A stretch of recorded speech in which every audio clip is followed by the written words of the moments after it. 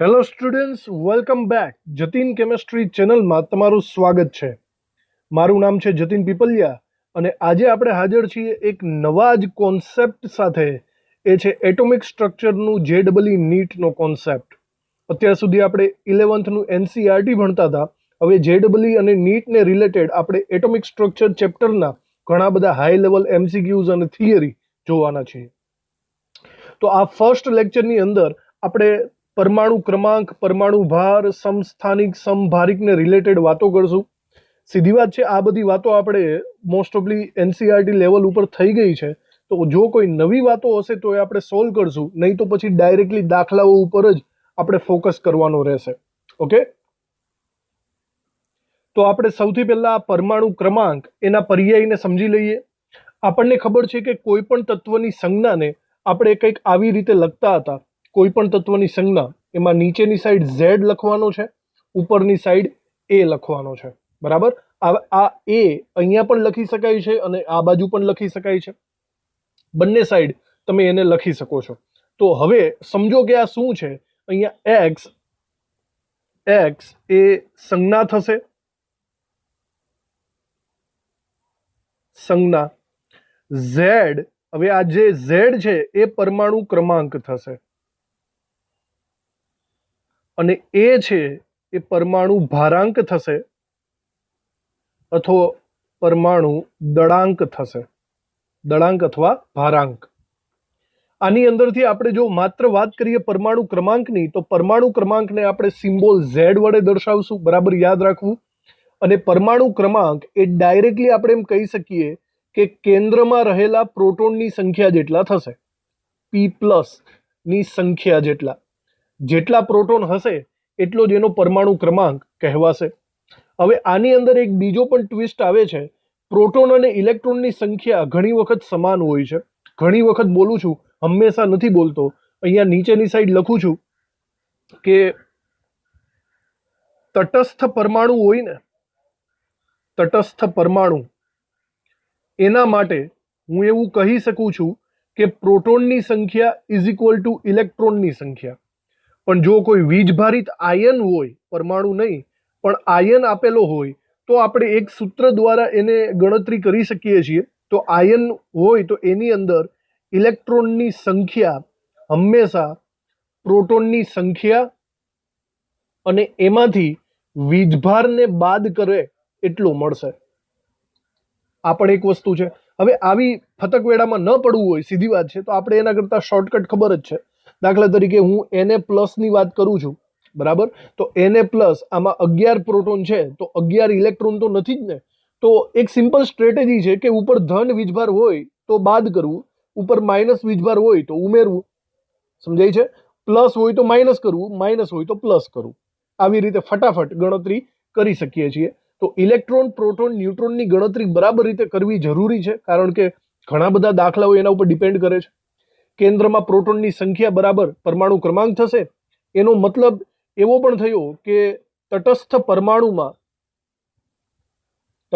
પરમાણુમાં ઇલેક્ટ્રોનની સંખ્યા જેટલો પરમાણુ ક્રમાંક થાય. સમજાણું? કારણ કે તટસ્થ પરમાણુમાં proton is equal to electron થાય છે. તો આને આપણે કહેશું પરમાણુીય ક્રમાંક, જે હંમેશા સિમ્બોલિક રિપ્રેઝન્ટેશનમાં નીચેની સાઈડ હોય છે, જેની તમને ખબર જ છે. ઓકે, આ બધી બાબતો આપણે જોયેલા જ છીએ એનસીઈઆરટીમાં. એના પછી આપણે જોઈએ પરમાણુ દળાંક. પરમાણુ દળાંક ક્યારેક ક્યારેક પરમાણુ ભારાંક તરીકે પણ ઓળખવામાં આવે છે.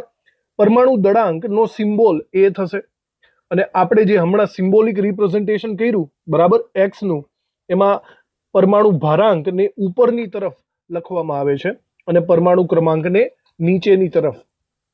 તો આ પરમાણુ દળાંક એટલે એકચ્યુઅલી કેના જેટલું થાય?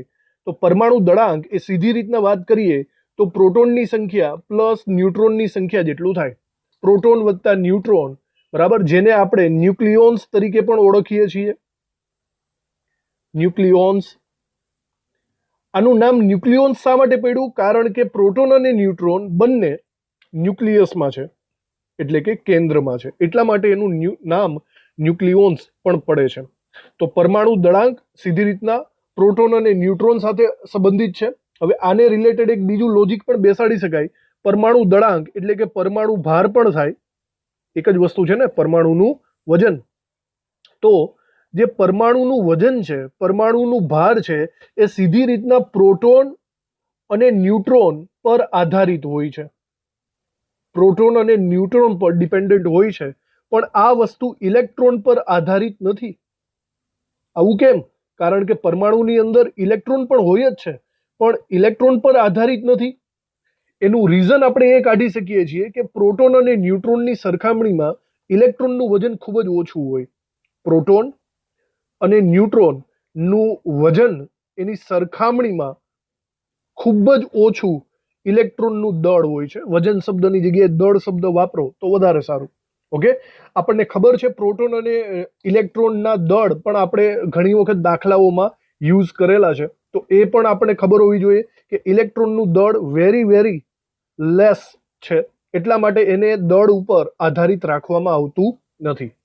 તો પરમાણુ દળાંક યાદ રાખજો કે પ્રોટોન અને ન્યુટ્રોનની સંખ્યા, પ્રોટોન અને ન્યુટ્રોનની સંખ્યા ક્યારેક સમાન હોય, ક્યારેક ન પણ હોય, એ આપણે ગણતરીપૂર્વક લખવી પડશે. અહીંયા વાત થાય છે તો સાથે સાથે આપણે પ્રોટોન, ન્યુટ્રોન, ઇલેક્ટ્રોનના દળ વિશેનું નોલેજ પણ બરાબર રીતે લઈ લઈએ. જો દાખલા તરીકે આપણે અહીંયા લખીએ પ્રોટોન, અહીંયા લખીએ ન્યુટ્રોન અને આ બાજુ લખીએ ઇલેક્ટ્રોન, તો ત્રણેયનું કમ્પેરિઝન મેઇનલી તો જો તમે દળ આધારિત કરો તો જોજો બરાબર કેવી રીતે કરી શકાય. પ્રોટોનનું દળ જો તમારે AMU ના હિસાબે લખવું હોય તો 1 AMU થાય. ન્યુટ્રોનનું દળ પણ 1 AMU થાય. પણ જ્યારે ઇલેક્ટ્રોનના દળની વાત કરો ત્યારે એના AMU ઘણા બધા ઓછા છે, લગભગ 0.00055 જેટલા AMU છે. તો આના ઉપરથી હું સ્પષ્ટ કહી શકું કે પ્રોટોન અને ન્યુટ્રોનની કમ્પેરિઝનમાં ઇલેક્ટ્રોનને તો તમે અવગણી જ નાખો, એને લખવાની કોઈ પણ પ્રકારની જરૂર રહેતી નથી. ઓકે, આ AMU ને રીતે હું કહું છું. હવે આવી જ રીતે જો એક્ઝેક્ટ એનું વજન કિલોગ્રામમાં આપણે લખવું પડે, કિલોગ્રામ કે ગ્રામમાં, એ શબ્દો પણ આપણે યાદ રાખવા ખૂબ જ જરૂરી છે. તો બરાબર જોજો, પ્રોટોનનું અને ન્યુટ્રોનનું દળ ઓલમોસ્ટ લગભગ સરખું આવે છે, પણ એક્ઝેક્ટલી જુઓ ને તો ન્યુટ્રોનનું દળ થોડુંક એવું વધારે છે. આપણે એનું એક્ઝેક્ટ વજન જોઈએ તો પ્રોટોનનું વજન 1.673 ગુણ્યા 10⁻27 કિલોગ્રામ મળે છે. બરાબર. ન્યુટ્રોનનું વજન, ચલો ન્યુટ્રોનનું વજન પણ 10⁻27 કિલોગ્રામ મળે છે. બંનેના વજન 10⁻27 કિલોગ્રામ જ છે, પણ એક્ઝેક્ટલી તમે જોવા જાવ ને તો 1.673 ની જગ્યાએ અહીંયા 1.675 મળે છે. વેરી લેસ ડિફરન્સ, થોડુંક એવું ન્યુટ્રોનનું દળ વધારે છે. ઓકે, અને આની કમ્પેરિઝન જો ઇલેક્ટ્રોન સાથે કરો તો જુઓ 10⁻27 10⁻27, તો એની સામે ઇલેક્ટ્રોનનું દળ છે ને 10⁻31 કિલોગ્રામ થાય. તમને લાગતો હશે આ ડિફરન્સ મોટો, ભાઈ આ છે જોરદાર મોટો ડિફરન્સ, કારણ કે 10⁻27 થી 10⁻31, તો એક રીતના વિચારો 10⁴ ઓછો છે. 10⁴ ઓછો એટલે 10,000 ગણો ઓછો છે. આ નાનો મોટો ડિફરન્સ નો કહેવાય, બહુ મોટો ડિફરન્સ કહેવાય, બહુ મોટો ગેપ કહેવાય. એના કારણે ઇલેક્ટ્રોનનું વજન નહિવત ગણશું, એને ક્યાંય પણ વજનની બાબતમાં ક્યાંય આપણે ગણતરીમાં લેવાનું નથી. એક્ઝેક્ટ વજન 9.1 ગુણ્યા 10⁻31 કિલોગ્રામ. આ તમને ઘણા બધા દાખલાઓમાં ઇલેક્ટ્રોનનું વજન આવવાનું છે આગળ, તો આ બધી બાબતો તમારે ખાસ યાદ રાખવી પડશે. ઓકે, તો ચલો આ બધી બાબતો થઈ ગઈ આપણી પરમાણુ દળાંક ને રિલેટેડ. ઓકે, હવે આપણે થોડીક પ્રેક્ટિસ કરી લઈએ. હું તમને અમુક આયનો આપું છું, પરમાણુ આપું છું, તમારે એમાંથી પ્રોટોન, ન્યુટ્રોન અને ઇલેક્ટ્રોનની સંખ્યા બરાબર શોધવાની છે. તો બરાબર રીતે હું અહીંયા જે આયનો લખું છું એમાં ફટાફટ તમે ગણતરી કરવા માંડો. 3 વસ્તુ કરવાની છે, પ્રોટોન, ન્યુટ્રોન અને ઇલેક્ટ્રોનની સંખ્યા ગણવાની છે તમારે. ઓકે, ગણવા માંડો.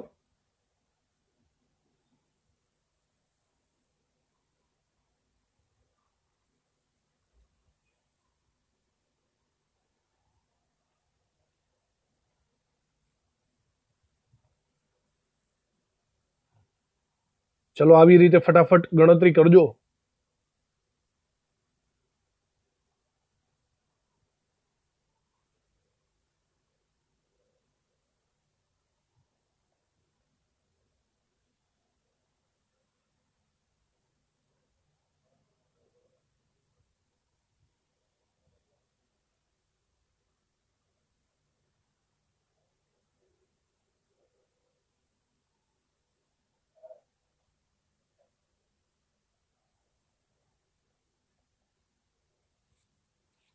ઓકે, તો બરાબર રીતે આ બધી નોંધ કરીને તમે આ બધાની ગણતરી કરો. દરેકમાં તમારે ઇલેક્ટ્રોન, પ્રોટોન અને ન્યુટ્રોનની સંખ્યા જોવાની છે. સમજાણું તમને? ચલો, તો તમે તમારી રીતના કરી જ નાખ્યું હશે. હું પહેલા ચાલુ કરું છું સોડિયમથી. બરાબર, સોડિયમની અંદર જે નીચેની સાઈડ હોય એનો પરમાણુ ક્રમાંક કહેવાય. અમુક લોકોના પરમાણુ ક્રમાંક તમારે ડેફિનેટલી યાદ રાખવા જ પડશે અમુક સમય જતા. અત્યારે અમુક જગ્યાએ આપશે, અમુક જગ્યાએ નહીં આપે. તો હું અહીંયા પહેલા તો પ્રોટોનની સંખ્યા ડાયરેક્ટલી 11 લખી શકું છું, કારણ કે જે નીચે હોય એ પ્રોટોન જ હોય. બરાબર. બીજું, ન્યુટ્રોનની સંખ્યા કેટલી? તો આપણને ખબર છે કે ઉપરની સાઈડ જે હોય એ પરમાણુ દળાંક કહેવાય, અને પરમાણુ દળાંકની સંખ્યા એ પ્રોટોન અને ન્યુટ્રોનના સરવાળા જેટલી હોય છે. ઓકે, તો જો અહીંયા પરમાણુ દળાંક 23 હોય, પ્રોટોન આપણે કીધું એમ 11 હોય, તો ન્યુટ્રોનની સંખ્યા તમે આસાનીથી શોધી શકો છો. ન્યુટ્રોનની સંખ્યા જુઓ, 23 માંથી 11 બાદ કરો તો તમને કેટલા મળશે? 12 મળશે. તો એક રીતના અહીંયા ન્યુટ્રોનની સંખ્યા 12 મળે છે. હવે વિચારો ઇલેક્ટ્રોનની સંખ્યા કેટલી થશે? જો તટસ્થ હોય તો electron is equal two proton થાય, પણ અહીંયા તટસ્થ નથી. હમણાં મેં તમને સૂત્ર આપ્યું હતું કે ઇલેક્ટ્રોનની સંખ્યા ઇઝ ઇક્વલ ટુ પ્રોટોનની સંખ્યા માઇનસ વીજભાર. આવું કરવાનું તમારે. તો જુઓ, પ્રોટોનની સંખ્યા આપણી પાસે અહીંયા છે 11 માઇનસ પછી કાઉન્સમાં વીજભાર. જુઓ, વીજભાર આની ઉપર +1 છે, તો કાઉન્સમાં +1. તો 11 માઇનસ 1 એટલે આનો ઇલેક્ટ્રોન 10 થશે. સમજાણું તમને? આવી રીતે તમે ગણતરી પૂર્વક ઇલેક્ટ્રોન, પ્રોટોન, ન્યુટ્રોન લખી શકો છો. બીજું એક્ઝામ્પલ લઈએ, 9 ફ્લોરિન 19 માઇનસનું. ઓકે, ચલો, તો આની અંદર પ્રોટોન કેટલા? નીચેની સાઈડ હોય એટલા, એટલે કે 9. બરાબર. હવે ઉપરની સાઈડ જુઓ, ઉપરની સાઈડ પરમાણુ ભાર એ 19 છે. તો પરમાણુ ભારનો મતલબ થશે પ્રોટોન વત્તા ન્યુટ્રોન, ન્યુક્લિયોન્સની સંખ્યા. જો તમારો અહીંયા પરમાણુ ભાર 19 હોય, પ્રોટોન તમારા 9 હોય, તો ન્યુટ્રોનની સંખ્યા આસાનીથી ગણી શકો. 19 માંથી 9 બાદ કરો, કેટલા થાય? 10 થાય. એટલે સિમ્પલ છે આ. એક રીતના લોજિકલી ઉપરમાંથી નીચેનું બાદ કરો એટલે તમને ન્યુટ્રોનની સંખ્યા જ મળે. શોર્ટકટ મેથડ સમજવી હોય તો શોર્ટકટ મેથડ. સમજાણું? ઉપરમાંથી નીચેનું બાદ કરો. તો ચલો, ન્યુટ્રોનની સંખ્યા અહીંયા મને મળે છે 10. હવે ઇલેક્ટ્રોનની સંખ્યા. ઇલેક્ટ્રોનની સંખ્યા પણ શોર્ટકટલી કરી શકો છો. દર વખતે તમારે આવું સૂત્ર વાપરવાની કોઈ જરૂર નથી. શોર્ટકટમાં શું કરી શકાય? તો electron is equal two proton તો કરી જ નાખવાનું તમારે. Electron is equal two proton એટલે કે 9 મૂકી દેવાના તમારે. પછી ઉપર વીજભાર જોવાનો. જો ઉપર વીજભાર માઇનસ હોય તો ઉમેરવાનો, અને પ્લસ હોય તો બાદ કરવાનો. મતલબ માઇનસ હોય તો પ્લસ કરો, પ્લસ હોય તો માઇનસ કરો. જુઓ, અહીંયા કેટલા માઇનસ છે? અહીંયા -1 છે. એનો મતલબ તમારે અહીંયા +1 કરવાનો. 9 વત્તા 1 કેટલા થાય? 10. બરાબર. તો ઇલેક્ટ્રોનની સંખ્યા અહીંયા 10 થશે, એવું હું કહી શકું છું. ક્લિયર? આવી નાની નાની વસ્તુ અત્યારે શીખો છો, પછી તમને આગળ દાખલાઓમાં બહુ કામ લાગશે. ચલો, એના પછી જુઓ, 6 કાર્બન 14 -4. તો ચલો, સૌથી પહેલા પ્રોટોનની સંખ્યા કેટલી? પ્રોટોનની સંખ્યા છે અહીંયા નીચે હોય એટલી, એટલે કે 6. ઓકે. ન્યુટ્રોનની સંખ્યા કેટલી? હમણાં મેં કીધું એમ ઉપરમાંથી નીચેનું બાદ કરો એટલે તમારો ન્યુટ્રોનની સંખ્યા મળી. 14 માંથી 6 બાદ કરો ભાઈ. 14 માંથી 6 એટલે કે 8 ન્યુટ્રોન આવશે તમારા. ત્યારબાદ ઇલેક્ટ્રોનની સંખ્યા. હવે એમાં હું શોર્ટકટ આપ્યું તમને કીધું ઇલેક્ટ્રોનની સંખ્યા એટલે પ્રોટોનની સંખ્યા લખી નાખવાની, પછી વીજભાર જોવાનો. વીજભાર માઇનસ હોય તો પ્લસ કરવાનો, પ્લસ હોય તો માઇનસ કરવાનો. તો જુઓ, -4 છે, એનો મતલબ એનું ઊંધું કરી નાખો, +4 કરી નાખો. તો 6 વત્તા 4 કેટલા થશે? 10 ઇલેક્ટ્રોન થશે. આવી રીતે પ્રોટોન, ન્યુટ્રોન, ઇલેક્ટ્રોન મેળા રાખશે તમને. આગળ વધો હજી. હવે વારો છે 8 ઓક્સિજન 16 નો. સિમ્પલ છે. ચલો, પ્રોટોનની સંખ્યા કેટલી થાય? તો પ્રોટોનની સંખ્યા એટલે નીચે હોય એટલી, 8. ન્યુટ્રોનની સંખ્યા કેટલી થાય? ન્યુટ્રોનની સંખ્યા એટલે ઉપરમાંથી નીચેનાને બાદ કરો. ચલો, 16 - 8 કરો, કેટલા થાય? 8. સમજાણું? ન્યુટ્રોનની સંખ્યા 8. ઇલેક્ટ્રોનની સંખ્યા કેટલી થાય? તો પેલા પ્રોટોન તો લખી જ નાખવાનો, 8. પછી જુઓ, વીજભાર હોય તો જુઓ, વીજભાર નથી અહીંયા.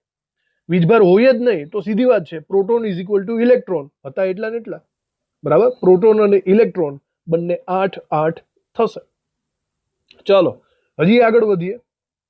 તો નેક્સ્ટ જુઓ, NO3-. હવે આપણે આવા મોટા મોટા આયનોની વાત કરીએ. ઓકે, મોટા મોટા આયનોમાં જુઓ બરાબર રીતે. તો શું કરી શકીએ? તો એનો મતલબ તમને નાઇટ્રોજનનો ઓક્સિજનનો પરમાણુ ક્રમાંક ઓલરેડી ખબર હોવા જોઈએ. મોસ્ટ ઓફલી 10માં આવી જ જાય છે. તો જુઓ, આને હું સેપરેટ કરી નાખું છું, નાઇટ્રોજનની વાત અને ઓક્સિજનની વાત. જો કે ઓક્સિજન 3 ગણા છે. જો નાઇટ્રોજનની વાત કરું તો નાઇટ્રોજનની અંદર સૌથી પહેલા ચલો પ્રોટોનની સંખ્યા ગણીએ, પછી ન્યુટ્રોન ગણશું. તો નાઇટ્રોજનની અંદર એનો પરમાણુ ક્રમાંક 7 છે, તો એના અંદર 7 પ્રોટોન હશે. ઓક્સિજનની વાત કરું તો ઓક્સિજનનો પરમાણુ ક્રમાંક 8 છે, ખબર હોવી જોઈએ. તો એ 8 પ્રોટોન ધરાવે છે એવું કહી શકાય.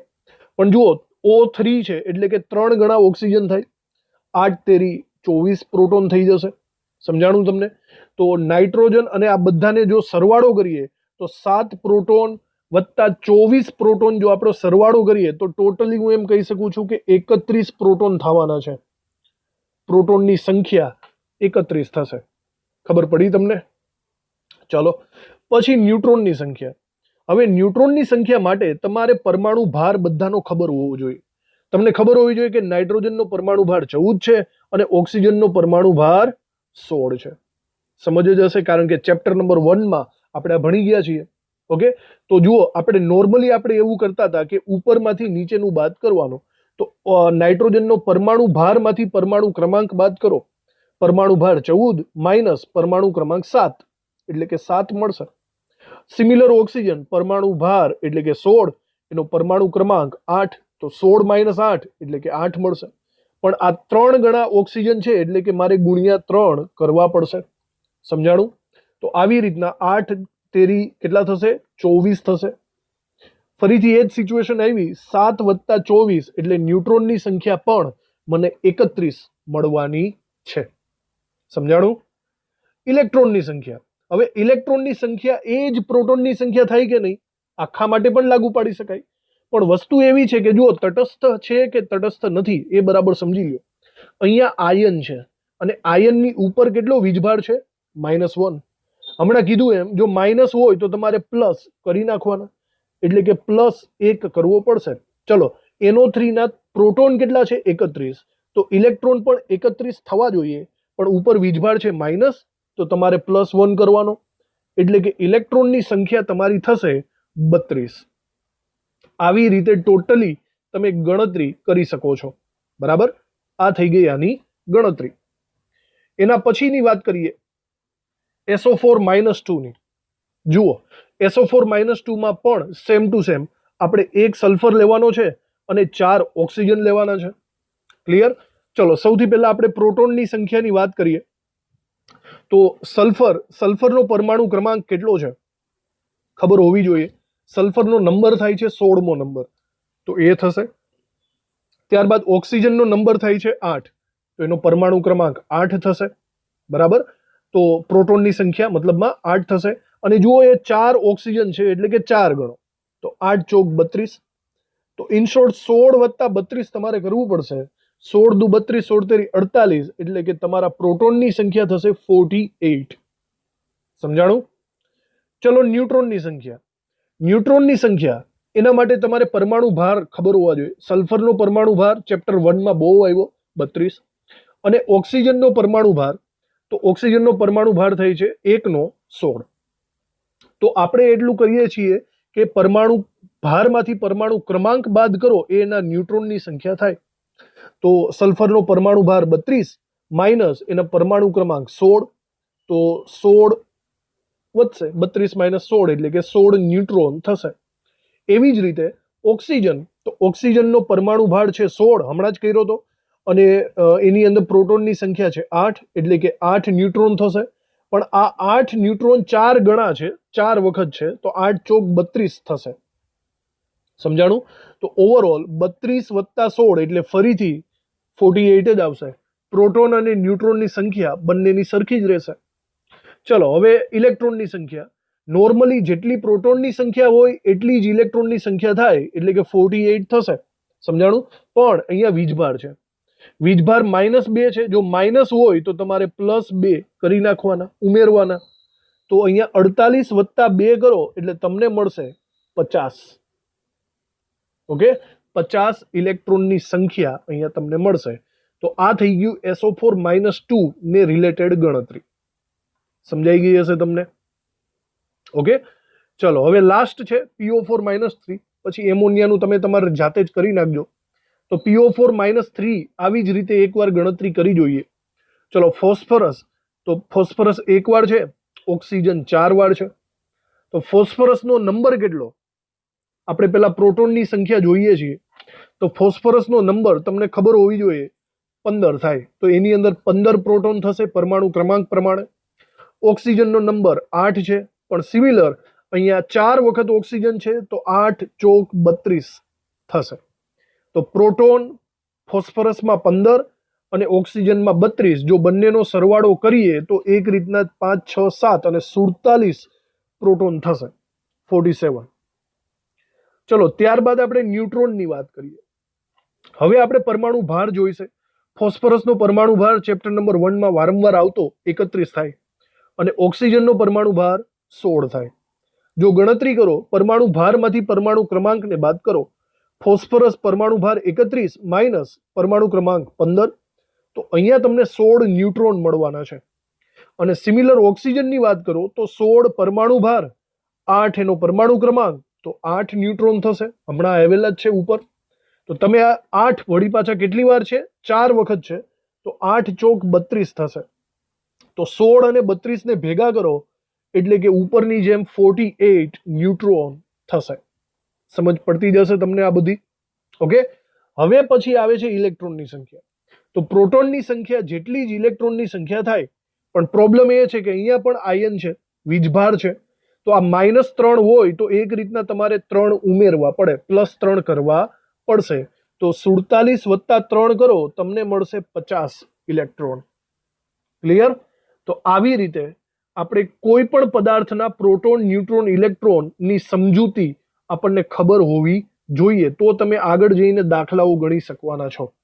ઓકે, તો આ બધી બાબત આપણે એના રિવિઝન વાઇઝ જ થઈ, પ્રેક્ટિસ થઈ ગઈ હશે તમને આ બધી. પરમાણુ ક્રમાંક અને પરમાણુ દળાંકની સમજૂતી પછી આપણે સમસ્થાનિકોની પણ વાત કરી લઈએ. સમસ્થાનિકોની ઘણી વખત MCQમાં ઇંગ્લિશ નામેથી પણ કહેવામાં આવે છે, બરાબર ધ્યાન રાખજો. આનું ઇંગ્લિશ નામ આઇસોટોપ્સ થશે. સમસ્થાનિકો એટલે કે આઇસોટોપ્સ. હવે આની વ્યાખ્યાને એકદમ શોર્ટમાં આપણે સમજી લઈએ, કારણ કે આ NCERTમાં ઓલરેડી આવી ચૂકી છે. ઓકે, તો સમસ્થાનિકો કોને કહેવાશે? આપણે એક રીતના કહી શકીએ કે જેના પરમાણુ ક્રમાંક સમાન હોય, જેના પરમાણુ ક્રમાંક સમાન હોય પરંતુ પરમાણુ દળ અથવા તો પરમાણુ ભારાંક જુદા જુદા હોય, તો એને આપણે સમસ્થાનિકો આપણે કહી શકીએ છીએ. આને તમે બીજી લેંગ્વેજમાં પણ લખી શકો છો. પરમાણુ ક્રમાંક સમાન, ધેટ મીન્સ પ્રોટોનની સંખ્યા સમાન હોય, પ્રોટોનની સંખ્યા જેની સમાન હોય, અને પરમાણુ દળ જુદા જુદા, એટલે કે તમે એક રીતના એમ પણ કહી શકો કે ન્યુટ્રોનની સંખ્યા જુદી જુદી હોય, ન્યુટ્રોનની સંખ્યા જુદી જુદી હોય. તો આ બધાને આઇસોટોપ્સ તરીકે આપણે ઓળખવાના છીએ. આવા આઇસોટોપ્સને તમારે ગોખવાના નથી, પણ MCQમાં આવેલા હોય તો જસ્ટ આઈડેન્ટિફાઈ તમને કરતા આવડવા જોઈએ, બરાબર. અમુક આઇસોટોપ્સ આપણને ટેક્સ્ટબુકમાં આપેલા જ હતા. એ સિવાયનું જસ્ટ એક એક્ઝામ્પલ તમને અહીંયા આપું છું. ઓક્સિજનના અમુક આઇસોટોપ્સ એટલે કે સમસ્થાનિકો અહીંયા આપું છું. 8 ઓક્સિજન 16, 8 ઓક્સિજન 17, 8 ઓક્સિજન 18. તો એકદમ સિમ્પલી વે છે આને ઓળખવાનો. તો સીધી રીતના વિચારો, નીચેનો આંકડો સરખો હોય એનો મતલબ પ્રોટોન પરમાણુ ક્રમાંક સરખા હોય, પણ ઉપરના આંકડા જુદા જુદા હોય, પરમાણુ ભાર જુદા જુદા હોય, તો આ ત્રણને એકબીજાના સમસ્થાનિકો કહેવાશે. સમજાઈ ગયું વાતમાં? તો આ એકદમ સિમ્પલ છે, બસ ઓળખતા આવડવું જોઈએ. મોટા ભાગે છોકરાઓ દાખલામાં ભૂલ કરે ને, એ હાઇડ્રોજનમાં ભૂલ કરે છે. જોજો, હાઇડ્રોજનનું નોર્મલ તમે જુઓ ને, હાઇડ્રોજનની નોર્મલ સિચ્યુએશન, તો એને 1H1 કહેવાય. સાંભળજો ધ્યાનથી, હાઇડ્રોજનની નોર્મલ સિચ્યુએશન 1H1 કહેવાય. એનો મતલબ એની અંદર પ્રોટોન, ન્યુટ્રોન અને ઇલેક્ટ્રોન કેટલા એ જરા વિચારો. પહેલી વસ્તુ, અહીંયા નીચેની સાઈડ 1 છે એટલે ચલો પ્રોટોન તો 1 જ થશે. ઉપરની સાઈડ 1 છે એનો મતલબ ન્યુક્લિયોન્સ 1 થશે. ન્યુક્લિયોન્સ એટલે કે પ્રોટોન વત્તા ન્યુટ્રોનનો સરવાળો 1 થશે. જો તમારો ન્યુક્લિયોન્સ 1 હોય, પ્રોટોન 1 હોય, તો સ્પષ્ટ છે ન્યુટ્રોન તો 0 જ થવાનો કે નહીં? આપણે ખબર જ છે ને કે ઉપરમાંથી નીચેનાને બાદ કરો, એકમાંથી એક બાદ કરો તો ન્યુટ્રોનની સંખ્યા કેટલી થાય? 0. અને ઇલેક્ટ્રોનની સંખ્યા તો આ તટસ્થ છે તો જેટલા પ્રોટોન હોય એટલા જ ઇલેક્ટ્રોન થશે, એક એક. સમજાણું? તો ઘણી વખત છોકરાઓ હાઇડ્રોજનના દાખલાની અંદર ન્યુટ્રોનને પણ એક લઈ લે છે અને અહીંયા થાપ ખાઓ છો તમે. તો બરાબર રીતે આને સમજી વિચારીને લખજો. અને હાઇડ્રોજનના જે અમુક સમસ્થાનિકો છે એ આપણને ટેક્સ્ટબુકમાં આપેલા જ હતા, 1H1, 1H2, 1H3. બરાબર? આ દરેકનું કંઈક અલગ અલગ નામ છે, પ્રોટિયમ, ડ્યુટેરિયમ અને ટ્રિટિયમ. બરાબર? આનું નામ પ્રોટિયમ છે, આનું ડ્યુટેરિયમનો ડી આવશે અને આનો ટ્રિટિયમનો ટી આવશે. તો આ ત્રણ નામ એના થઈ શકે, પ્રોટિયમ, ડ્યુટેરિયમ અને ટ્રિટિયમ. ચલો, તો આટલી જ વસ્તુ છે. આ છે સમસ્થાનિકો. એના પછી આપણે આગળ વાત કરીએ સમભારિકોની. સમભારિકો એને મોસ્ટ ઓફલી ઘણી વખત ઇંગ્લિશમાં પણ કહેવામાં આવે છે. તો એમાં ઇંગ્લિશમાં નામ થશે આઇસોબાર્સ. આઇસોટોપ્સ એટલે સમસ્થાનિકો, આઇસોબાર એટલે કે સમભારિકો. ઓકે, ચલો એની વ્યાખ્યાની રીતે જો જુઓ એની વ્યાખ્યા, તો સમભારિકોની સિચ્યુએશનમાં આપણે એવું કહી શકીએ કે જેના પરમાણુ દળાંક સમાન હોય, બરાબર, પણ પરમાણુ ક્રમાંક જુદા જુદા હોય. પરમાણુ ક્રમાંક જેના જુદા જુદા હોય અને પરમાણુ દળાંક સમાન હોય. ચલો, પરમાણુ દળાંકને આપણે એ કહીએ છીએ અને પરમાણુ ક્રમાંકને આપણે ઝેડ કહીએ છીએ. તો આ વખતે જો તમે સિમ્બોલિક રિપ્રેઝન્ટેશન જોશો તો હું એમ કહી શકું છું કે આ વખતે ઉપરનો આંકડો સમાન હોય પણ નીચેનો આંકડો જુદો જુદો આપણને દેખાતો હોય, તો આવી સિચ્યુએશનને આપણે સમભારિકોના સંદર્ભમાં બોલી શકીએ છીએ. સમજાણું? આ વ્યાખ્યાને તમે પ્રોટોન અને ન્યુટ્રોનના સંદર્ભમાં નહીં કહી શકો. વિચારો, તમે પરમાણુ ક્રમાંક જુદા જુદા એટલે હું એમ કહી શકું પ્રોટોનની સંખ્યા જુદી જુદી હોય. ચલો, એ બરાબર. હવે ઉપર છે પરમાણુ દળાંક સમાન, એનો મતલબ કદાચ હું એમ કાઢી શકું કે ન્યુક્લિયોન્સ સમાન છે. પરમાણુ દળાંક એટલે ન્યુક્લિયોન્સ થાય ને, અને ન્યુક્લિયોન્સ એટલે પ્રોટોન અને ન્યુટ્રોનનો સરવાળો સમાન થાય. એમ નહીં લખતા કે ન્યુટ્રોન સમાન થાય. સાંભળજો, ન્યુટ્રોનની સંખ્યા પણ ક્યારેક જુદી જુદી હોઈ શકે છે. જુદી જુદી હોઈ શકે, કન્ડિશન એપ્લાય. સમજાણું? તો ન્યુક્લિયોન્સ સમાન હોય, પરમાણુ ક્રમાંક મતલબ ન્યુક્લિયોન્સ સમાન હોય પણ પ્રોટોન અને ન્યુટ્રોન એની સંખ્યા જુદી જુદી હોય, બરાબર, તો એને આપણે સમભારિકો કહીશું. અમુક એક્ઝામ્પલ્સ જોઈએ એટલે વધારે તમને આઈડિયા આવશે. દાખલા તરીકે આપણે અમુક એક્ઝામ્પલની અંદર હું અહીંયા કોમ્બિનેશન લખું છું 1H3 અને 2He3 નો. ચલો, હમણાં મેં કીધું હતું 1H3 એટલે આ ભાઈ ટ્રિટિયમ છે. અહીંયા કદાચ ટી કરો તો પણ ચાલશે, ટ્રિટિયમનો ટી. સ્પષ્ટ છે, અહીંયા મને દેખાય જ છે કે ઉપરની સાઈડ 3 3, મતલબ બંનેના ન્યુક્લિયોન સમાન છે પણ નીચેની સાઈડ 1 અને 2 બંનેના પરમાણુ ક્રમાંક જુદા જુદા છે. અને મેઇન વસ્તુ તો એ જ છે કે પરમાણુ ક્રમાંક જુદા જુદા હોય તો એના સિમ્બોલ પણ જુદા જુદા થઈ જાય. સમજાણું? સિમ્બોલ એના જુદા જુદા થઈ જશે. તો આ બંનેને એકબીજાના આપણે સમભારિકો કહી શકીએ છીએ. સમજાણું? આવી જ રીતે હજી એક એક્ઝામ્પલ આપણે આપવું હોય તો 19 પોટેશિયમ 40 અને 20 કેલ્શિયમ 40 નું આપી શકીએ છીએ. પોટેશિયમ અને કેલ્શિયમની સિચ્યુએશનમાં ફરીથી અહીંયા ઉપરની સાઈડ એટલે કે ન્યુક્લિયોન્સ સરખા છે પણ પરમાણુ ક્રમાંક જુદા જુદા છે એટલે સિમ્બોલ પણ જુદા જુદા થઈ ગયા. ઓકે, તો આ બંનેને એકબીજાના સમભારિકો આઇસોબાર્સ તરીકે આપણે લઈ શકીએ છીએ.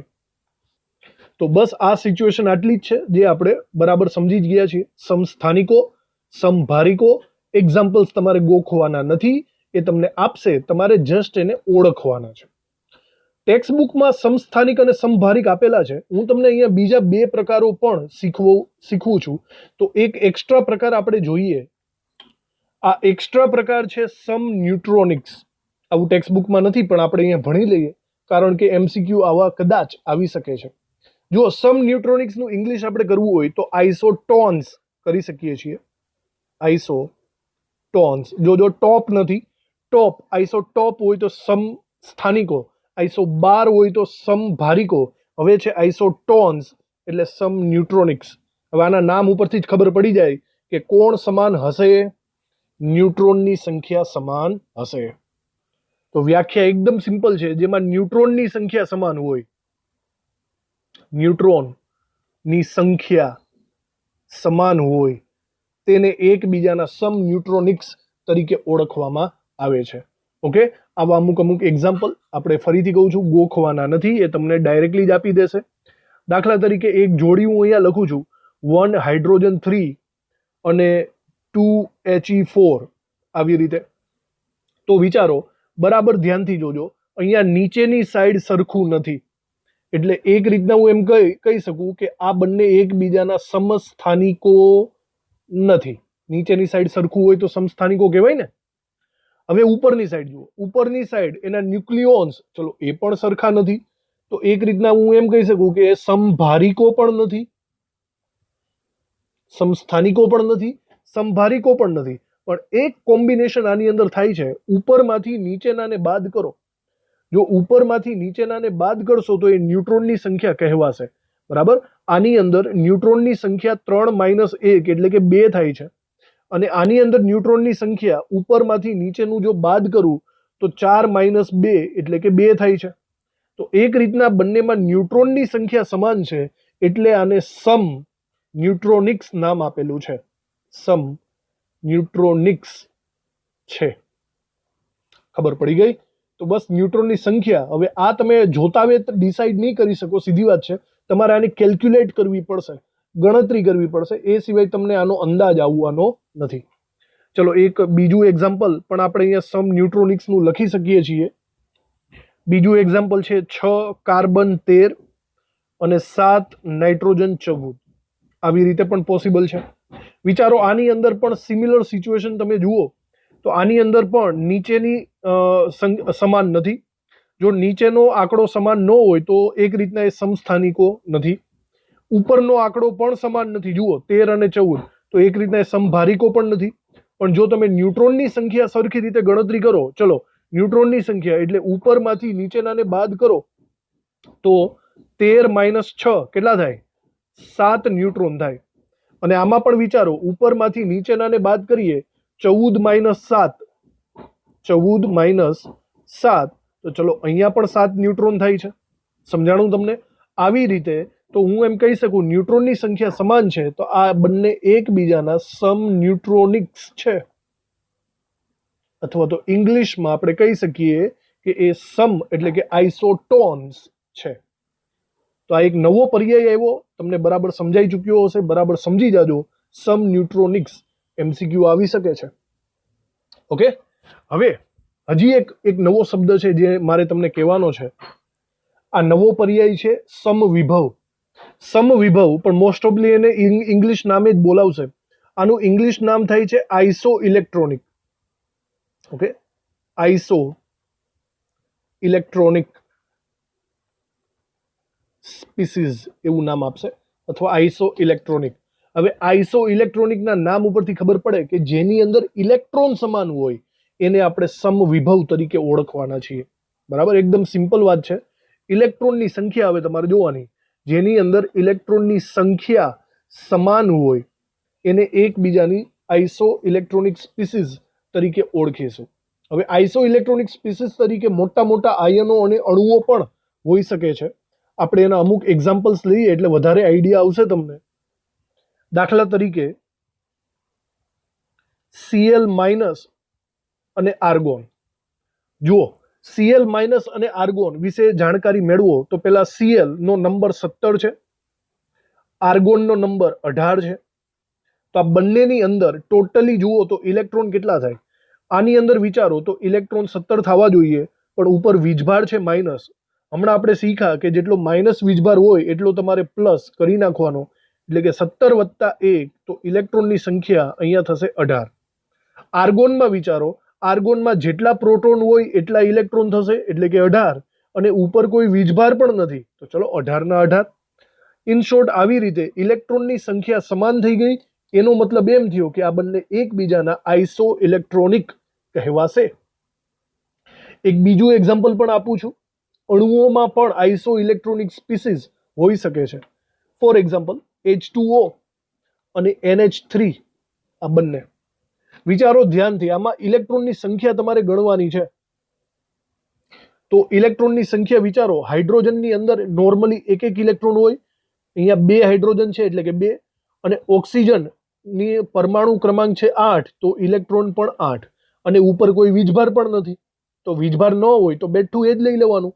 તો 1 + 1 + 8 એટલે કે ટોટલ કેટલા ઇલેક્ટ્રોન્સ થશે આની અંદર? 2 + 8 એટલે કે 10 થશે.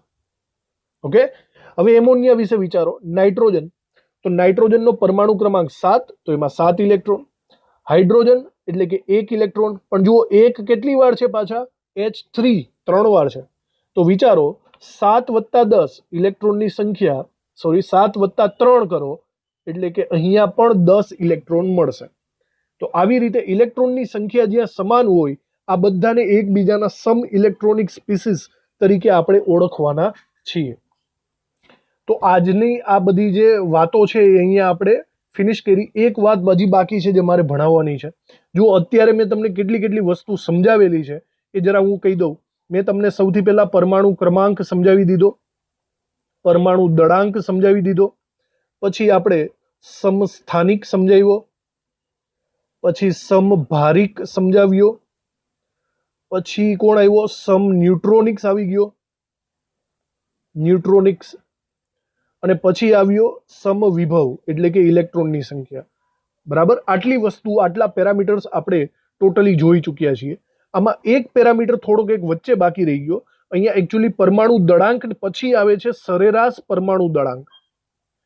સરેરાશ પરમાણુ દળાંક. આ વસ્તુ તમે જરાક એવું યાદ કરો તો આ તમે ફર્સ્ટ ચેપ્ટરના JEE નીટના સેક્શનમાં જોઈ ચૂક્યા છો, સરેરાશ દળ. ઓકે, જો હું તમને સમજાવી દઉં બરાબર. ફોર એક્ઝામ્પલ, કોઈ તત્વ લઈ લઈએ આપણે, કોઈ તત્વ X છે, બરાબર, એના 3 સમસ્થાનિકો આપણી પાસે છે. ફોર એક્ઝામ્પલ X સમસ્થાનિકો છે, 1 મિનિટ. ઓકે, તો એના સમસ્થાનિકો છે દાખલા તરીકે X38, X42, X40, આવી રીતે એના 3 સમસ્થાનિકો છે. અને આ દરેકે દરેક સમસ્થાનિક આપણને મોટા મોટા પથ્થર, ખનિજોમાંથી મળે છે. ઓકે, અને ખનિજોમાં એનું પ્રમાણ આ 3 એક સરખા નથી મળતા. X38 છે એ લગભગ 70% જેટલું મળે છે, X42 છે એ 20% જેટલું મળે છે, અને X40 છે એ 10% જેટલો મળે છે. આમ જુદા જુદા પ્રમાણમાં આપણને મળે છે. તો આપણને એવું પૂછશે કે આ 3ને અનુસરીને એમ કહો કે આ જે X છે એનો સરેરાશ પરમાણુ ભાર કેટલો, પરમાણવીય દળાંક કેટલો. આવા દાખલાઓ આવી ગયા છે, તમને ખબર જ છે. તો આના રિલેટેડ આપણે એક શોર્ટકટ સૂત્ર અથવા તો સૂત્ર બનાવી શકીએ. એમાં આપણે લખી શકીએ કે સરેરાશ પરમાણવીય દળ અથવા તો પરમાણુ ભાર બરાબર, અહીંયા આપણે અંશમાં લખી શકીએ છીએ સિગ્માના સ્વરૂપમાં એનું દળ ગુણ્યા પર્સેન્ટેજ ના છેદમાં ટોટલ પર્સેન્ટેજ. હવે ટોટલ પર્સેન્ટેજ કહેવાની વાત ન હોય, ટોટલ પર્સેન્ટેજ હંમેશા 100 જ હોય. આવી રીતે આ એનું સૂત્ર થાય. સિગ્માનો મતલબ જેટલા હોય એટલા દરેકે દરેકનો સરવાળો. જેમ કે અહીંયા ટોટલ 3 જણા આપેલા છે, 3નું આ કોમ્બિનેશન કરવાનું. જો આનો દાખલો ગણવો હોય તો આવી રીતે ગણી શકાય.